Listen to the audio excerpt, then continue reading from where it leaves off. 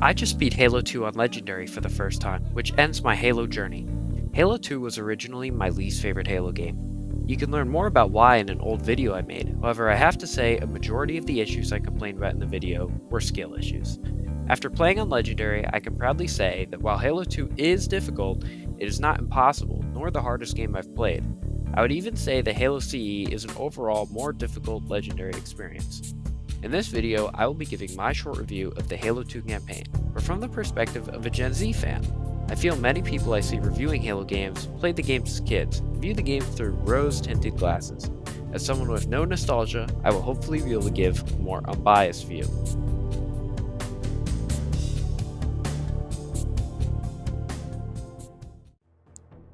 Playing Halo CE and Halo 2 back-to-back made me realize how similar both games were to each other. Most weapons, enemy eye, and movement functions identical to how it did in CE. This is a good thing, as CE's combat loop is something that is still praised to this day. Halo 2 also makes good improvements to the formula. Vehicles don't feel nearly as floaty, new weapons like the beam rifle, energy sword, and carbine flesh out the Covenant arsenal and empower the player. New enemies, such as the brutes and drones, may not be as iconic as the grunts, elites, and jackals, but are still nice shakeups to gameplay. Some say brutes in particular are underdeveloped, which may be true compared to the elites, but this does not mean they are not fun to fight against. Halo 2's big change to gameplay is Master Chief's new health pool. Master Chief no longer has a health bar like in CE, and only has shields. Contrary to what you're told at the beginning of the game, Master Chief has become significantly more frail. Enemies shoot fast, and it will only take a few plasma bolts to take down the Chief or the Arbiter. And of course, how could I not mention the fact that Chief can be killed in a single shot from a beam rifle? I'll talk more about that when I get to level design. Overall, the best way to describe Halo 2 is snappy. The faster pace created by low health pools and hit scan weapons make the game move much faster than CE, which works both for and against the game. Most combat encounters flow nicely and feel more dynamic than CE, but occasionally you'll face enemies who are so much stronger and or better positioned than you that it halts the game entirely, which leads into our next point.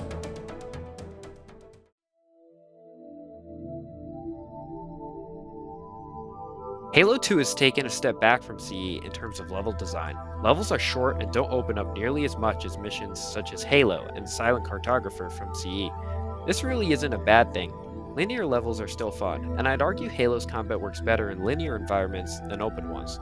When I talked about CE, I complained about vehicle sections, because on higher difficulties, being in a vehicle is more a liability than a power-up. The same is true for Halo 2. Driving sections in a Warthog or Ghost just don't work well on Legendary, or even Heroic. There's no point to fight the enemies when you could speed right past them. Perhaps this is the point, but on missions like Uprising and Metropolis, I'm left wondering, is speeding past all the enemies in my vehicle the intended path, or something caused by imbalance between strong legendary scaled infantry and vehicles which don't scale based on difficulty?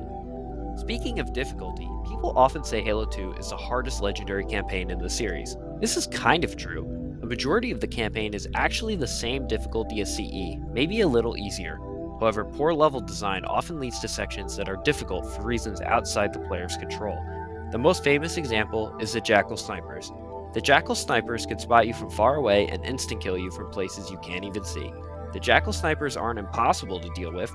Going very slowly and or memorizing every spawn location will allow you to triumph without much technical skill. However, the Jackal Snipers grind the game to a halt and make the game feel like it's being difficult despite it being more tedious than challenging.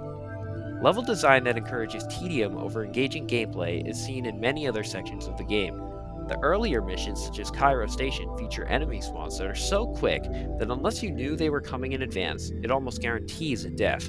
Enemies spawn around corners and surprise you, which is deadly in a game with a time to kill that is mere seconds, probably less. Surprise instant kills force you into a passive playstyle, where you have to check every corner and spend times dying to enemies you can't even see, just to find out where they are. It isn't difficult, but it is time consuming. Overall, I had more deaths and time spent in Halo 2 Legendary than Halo CE. But if you excluded deaths caused by enemies who surprised me around corners or sniped me from a place I couldn't even see, that would probably change. Halo 2 isn't harder than other Halo games, it's just more tedious.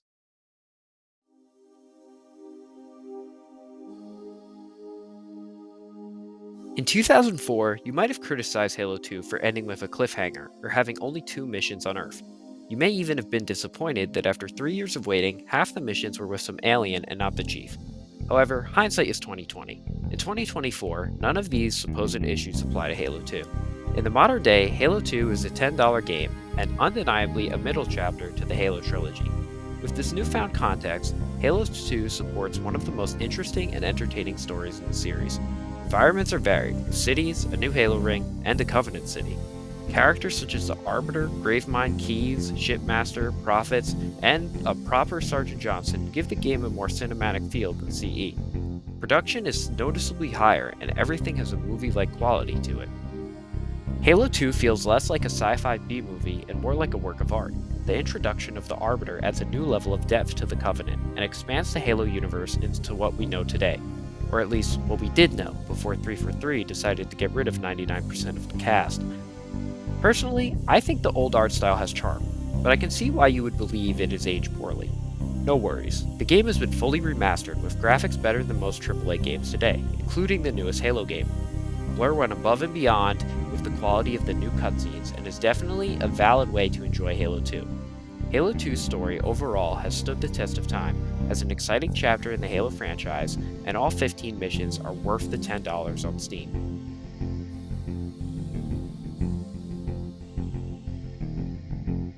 Halo 2 is by no means perfect. The game had a notoriously rushed development, and symptoms of that can be seen in the occasional unfair level design and a smaller scope than Halo CE. However, Halo 2 is still an overall improvement on CE and is worth every penny of its modest price tag in the modern day, if you are interested in the Halo franchise. In 2024, I would give Halo 2 an 8 out of 10, being a solid experience that's main flaws are restricted to the higher difficulties.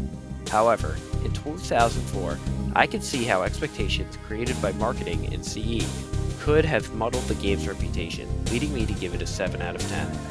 As a short aside, before I end the video, I'm not very familiar with Halo 2's multiplayer.